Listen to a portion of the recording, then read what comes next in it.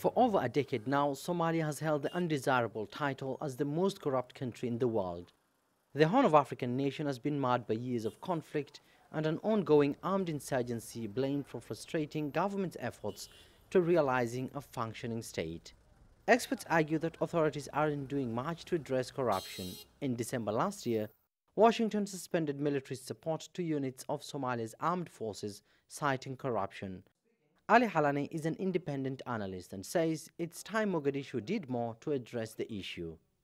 What we were hearing was that every government who came to the power said they will fight the corruption and they will eliminate it.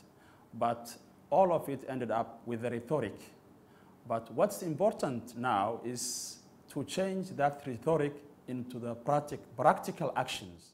The country's president has on most occasions vowed to intensify the fight against corruption, insisting that it's vital to succeed in the fight so as to gain international funding for key projects that will in turn boost the country's economy, create employment opportunities and end illegal migration.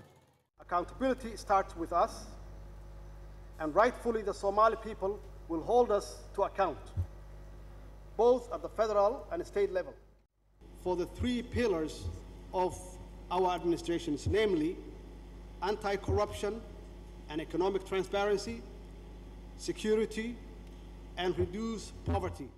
The African Union has also acknowledged the continental challenge posed by corruption and has marked 2018 as the African Anti-Corruption Year, with the theme of winning the fight against corruption as a sustainable path to Africa's transformation.